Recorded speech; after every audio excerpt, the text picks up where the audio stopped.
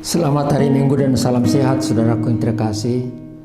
Kita ketemu pada hari ini Minggu tanggal 19 Maret 2023. Kita akan mendengarkan firman Tuhan yang diperuntukkan untuk kita pada kesempatan ini.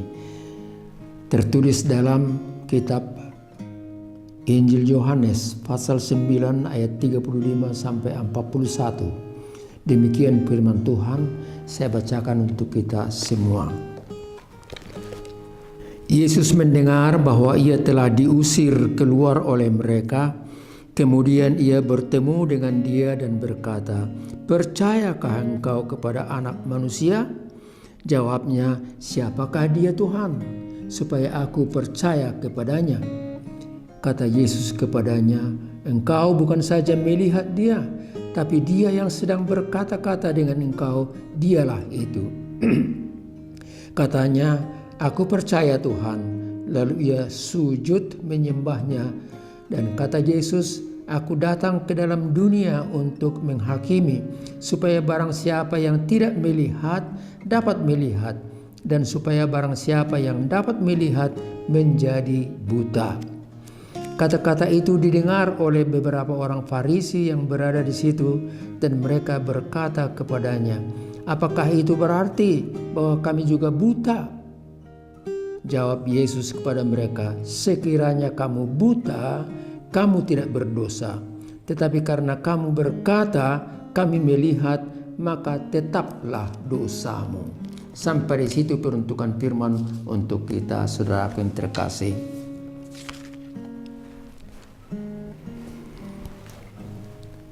Seluruh pasal 9 dari kitab Injil Yohanes ini menceritakan satu orang buta dari sejak lahir, dan dia meminta-minta di depan pintu masuk Bait Allah. Bagaimana reaksi daripada orang itu yang lalu lalang di situ, itu menjadi pergumulan daripada orang buta tadi. Apa yang dikatakan oleh banyak orang tatkala melihat dia yang buta sejak lahir, mereka berkata itu karena dosanya, itu karena dosa daripada orang tuanya. Kalimat seperti itu sering sekali kita dengar, saudara yang terkasih. Biarin deh, dia tahankan, itu karena dosanya. Saudara yang terkasih, dari peristiwa itu saya mau simpulkan dan menyampaikan dua pesan untuk kita. Pesan pertama membuat kita harus waspada. Pesan pertama itu apa? Kalimatnya begini, jangan menghakimi, jangan menghakimi. Tapi perlu kita introspeksi diri. Siapa kita sesungguhnya? Itulah pokok-pokok renungan dalam khotbah pada kesempatan ini. Saudaraku, orang yang buta tadi duduk di depan pintu Bait Allah meminta sedekah. Tapi banyak orang lewat begitu saja, karena mereka masih dalam pemahaman yang lama, pemahaman dari sejak Musa, bahwa menderita itu karena dosa. Dan siapa yang berdosa? Orang tuanya lah, atau dia sendiri. Saudaraku yang terkasih, bagaimana sikap Yesus menghadapi keadaan seperti itu? Dalam pasal 9 ini Yesus berkata, "Akulah terang dunia.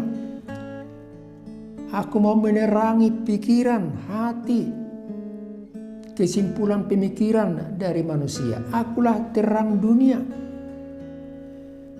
Selagi terang itu ada, maka aku akan bekerja. Bekerja untuk apa? Bekerja untuk menolong semua orang. Menolong dalam bentuk apa menurut nas ini? Dia menyembuhkan orang yang buta. Kalau kita baca Injil Matius pasal 9 ayat 51, Ayat 35 berbunyi demikian. Tuhan Yesus melakukan 3 hal dalam hidup ini untuk kebahagiaan manusia. Ketiga hal itu apa? Yang pertama, dia mengajar supaya orang pintar tentang kerajaan Allah. Dia juga menginjili supaya orang beriman dan taat kepada Allah. Dan dia menyembuhkan supaya orang itu sehat. Teaching, preaching, and healing, itulah 3 serangkai yang dilaksanakan Tuhan Yesus selama dalam pelayanannya 3 tahun lebih. Saudaraku yang terkasih, Tuhan Yesus menyembuhkan orang yang buta ini, tapi justru manusia yang lain mengucilkan dia. Itu kan sangat mengerikan. Tuhan Yesus menolong, mengasihi, mencintai dan menyembuhkan, tapi masyarakat orang lain justru mengucilkan dia, menjauhkan dia, menolak dia dalam pergaulan sehari-hari.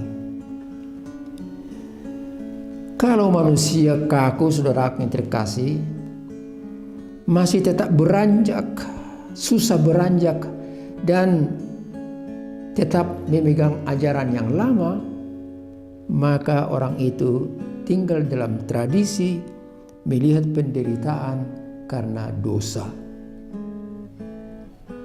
Yang melihat tradisi, melihat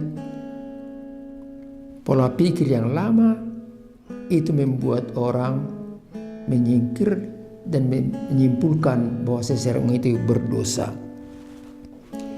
Siapa yang menyembuhkan engkau pada hari Sabat?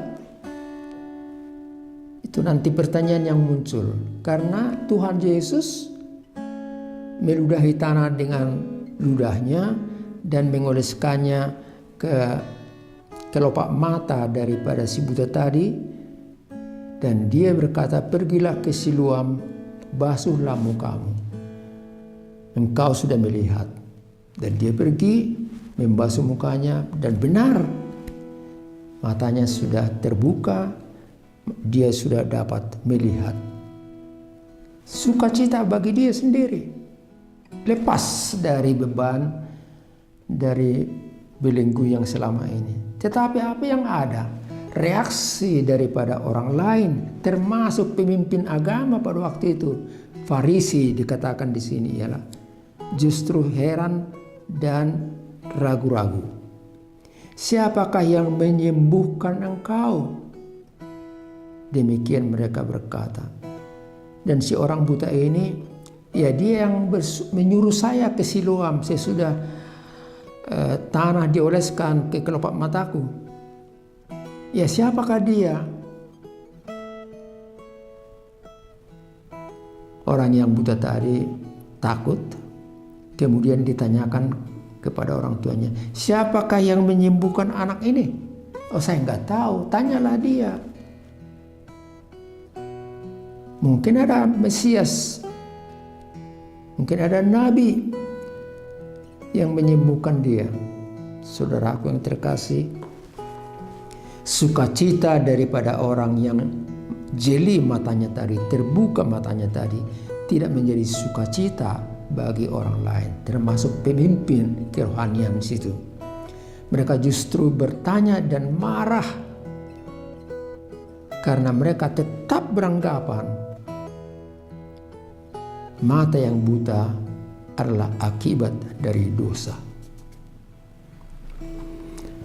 Mereka marah dan akhirnya orang yang sudah terbuka matanya tadi diusir keluar dari ruangan pertemuan. Tapi apakah sampai di situ? Oh tidak. Sesudah yang buta dari sebelumnya dan melihat itu keluar dari ruangan, dia ketemu Tuhan Yesus di tempat terbuka. Dan Tuhan Yesus berkata, engkau sekarang sudah melihat. Apakah engkau percaya akan Allah?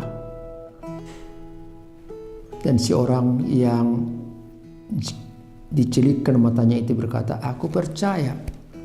Kalau begitu, Dia yang sekarang di depan kamu, yang sedang bicara dengan kamu, itulah Dia, Yesus yang menyembuhkan kamu. Luar biasa dia, dan orang yang sudah melihat tadi sujud menyembah, "Ya Tuhan, aku percaya kepadamu." Saudara yang kekasih, hadapilah persoalan hidupmu. Imanmu harus jeli, matamu juga harus terbuka, mata rohanimu juga harus bisa melihat apa yang Anda pergumulkan. Tuhan akan membukakan pandanganmu, Tuhan akan memperlihatkan kebajikan-kebajikan daripadanya untuk kamu. Dan kamu boleh berkata, "Ya Tuhan, aku percaya padamu dan aku bersembah sujud di hadapanmu." Itulah ringkasan daripada cerita di sini. Dan pesan yang terakhir bagi kita, pesan yang kedua berbunyi, bersukacitalah karena percaya. Bersukacitalah karena percaya. Letare, bersukacitalah dalam Tuhan, berpengharapanlah sebagaimana dikatakan Paulus. Hendaklah kamu bersukacita dalam Tuhan. Sekali lagi saya katakan, bersukacitalah. Saya tahu apa yang kamu alami, saya tahu apa yang kamu pergumulkan, saya tahu banyak kekurangan dan juga kelemahanmu. Tapi bersukacitalah dalam Tuhan. Dalam Tuhan itu artinya dalam imanmu kepada Tuhan.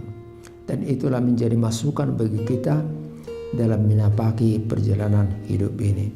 Tuhan memberkati kita semua. Kita ketemu lagi minggu depan. Anda sehat, saya juga sehat. Amin. Kita berdoa. Terima kasih Allah Bapa di sorga. Terima kasih Tuhan Yesus. Firman-Mu menolong kami, menyembuhkan mata iman kami. Sebagaimana orang buta yang dicelikkan matanya, bukalah juga mata iman kami supaya melihat siapa Tuhan, kebesaran-Mu dan pertolongan-Mu. Sehingga kami boleh melihat, menatap ke depan, dan percaya dalam perjalanan hidup ini Tuhan senantiasa bersama dengan kami. Berkatilah kami semua. Hapuskan segala dosa dan kekurangan kami Tuhan. Hapuskan dosa-dosa kami dan mampukan kami untuk menghargai orang lain. Mampukan kami juga untuk menunjukkan cinta kasih kepada orang lain. Supaya dengan demikian nampaklah buah-buah rohani dalam hidup kami. Tuhan, ampuni kami dari segala kekurangan dan dosa. Berkatilah juga keluarga kami, gereja-Mu, bangsa dan negara kami di dalam Kristus Yesus. Amin. Anugerah dari Tuhan kita Yesus Kristus, kasih setia Allah Bapa, serta persekutuan dari Roh Kudus bersama dengan saudara-saudara sekalian. Amin.